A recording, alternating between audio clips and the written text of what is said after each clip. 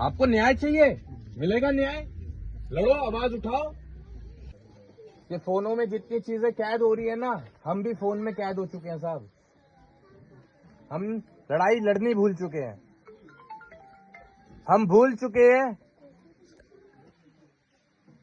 कि आंसू कैसे पोंछे जाते हैं, कमजोर को ताकत कैसे दी जाती है, बेजुबान को आवाज कैसे दी जाती है, बेसहारा का सहारा कैसे बना जाता है, हम भूल चुके हैं साहब।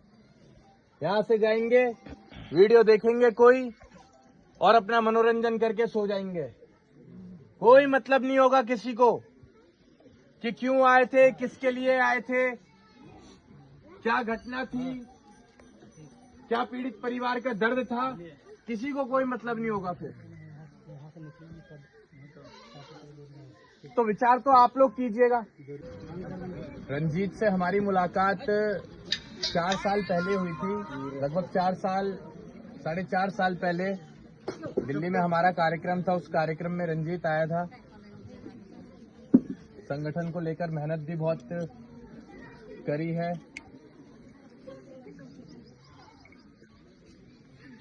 ये वो घड़ी है जिसमें हमारे पास शब्द नहीं है कि हम क्या बोले। अभी अगर हम ही लोग चुप रहे ऐसी घटनाओं में, तो फिर आवाज कौन उठाएगा, न्याय कौन दिलाएगा? बाहर से कोई फरिश्ता नहीं आएगा साहब आपकी लड़ाई लड़ने के लिए। आपकी लड़ाई आपको ही लड़नी पड़ेगी।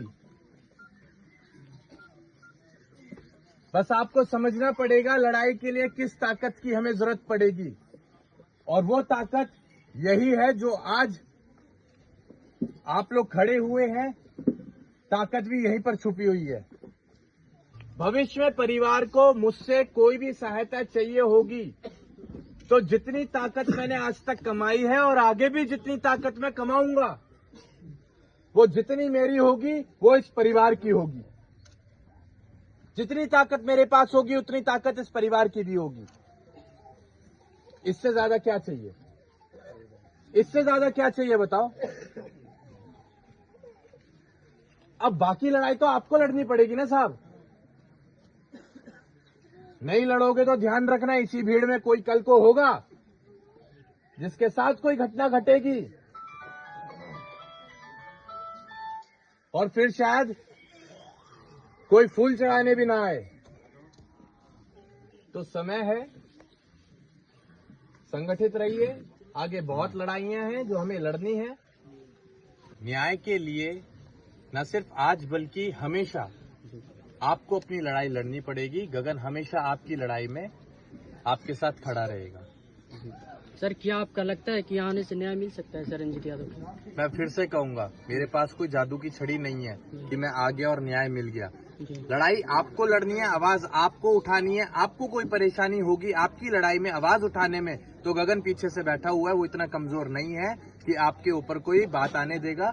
वो आपकी लड़ाई में आपके साथ खड़ा हुआ है, आपका सारथी बनकर खड़ा हुआ है। लेकिन आवाज तो आप लोगों को उठानी पड़ेगी ना। सर, जिस तरह से आप बोलते हैं कि युवाओं को बहेगा पसीना, तो हम खून बहाने के लिए तैयार है। इसके लेकर आप क्या बोलते हैं सर? ये सिर्फ शब्द नहीं है, ये हमारे भाव है जी। और अगर शब्दों पे आप जाएंगे तो खून तो अब मांग लो आप हमसे। जी।